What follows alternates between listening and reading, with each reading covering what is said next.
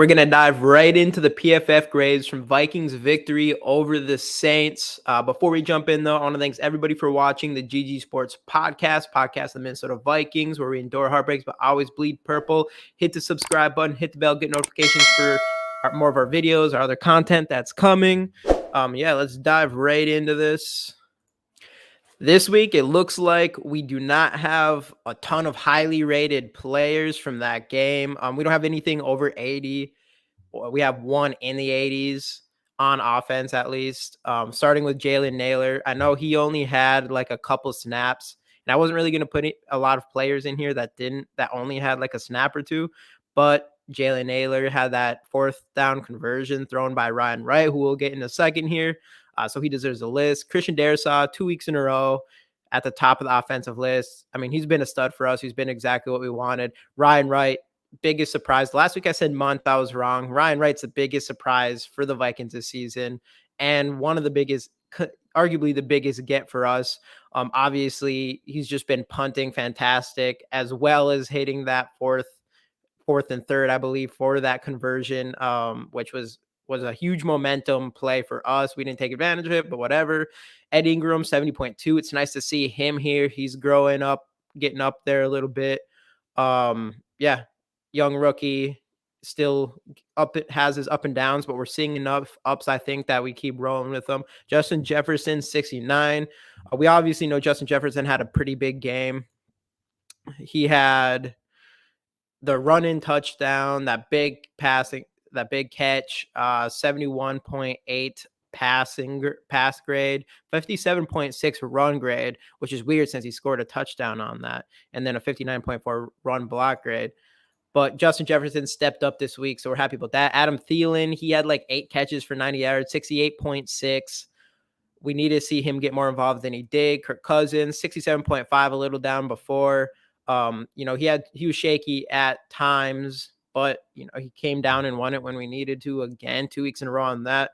Delvin Cook, he didn't really see a lot of room to run in this game, I didn't think, but 67.1. Alexander Madison, 64.8.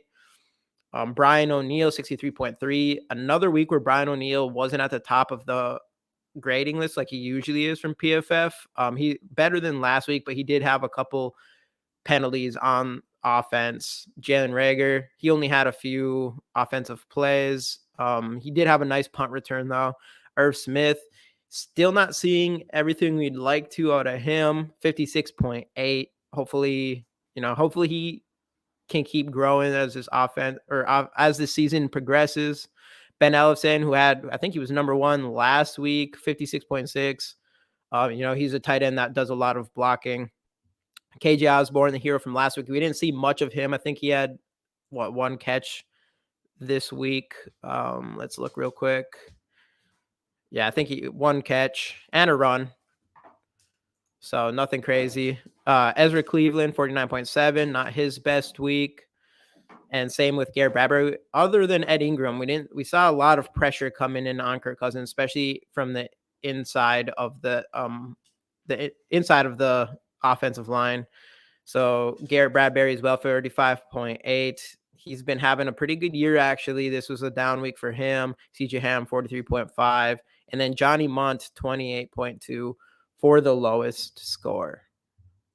All right, to defense. So at defense, things get a little bit better for our team. Delvin Tomlinson had himself a game, including actually last week he had that forced fumble. This week he just had a really good game, 89.9. Cam Dantzler, 85.9. I mean, right off the bat, you can tell that Cam Dantzler and Patrick Peterson stepped up in coverage this week. James Lynch, 74.1. Patrick Peterson, 72.4. Like I said, just him and Cam Dantzler stepped up this week, especially in another game that we definitely could have put more pressure on Andy Dalton. Harrison Phillips, 69.6. It's looking good for our defensive linemen there, defensive tackles.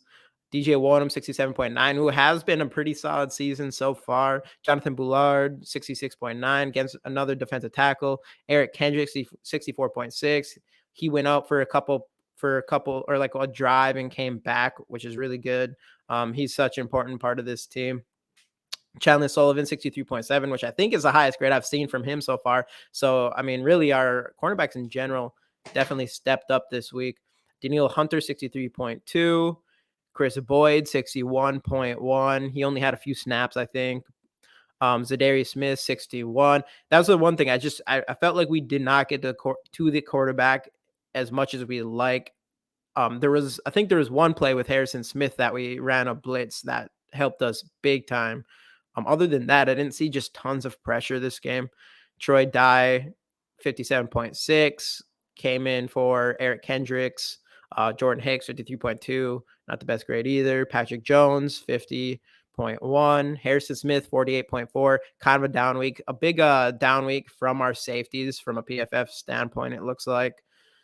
Ross Blacklock, 45.6. Cam Bynum, 45.6. So Cam Bynum, he hasn't put it all together just yet. Hopefully he keeps growing. He's still super young. And last year, obviously, he was a cornerback that we switched to safety.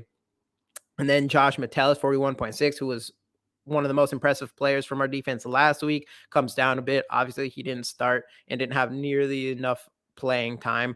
But yeah, from our quarterbacks being so good this game, our safeties did not step up in the same way.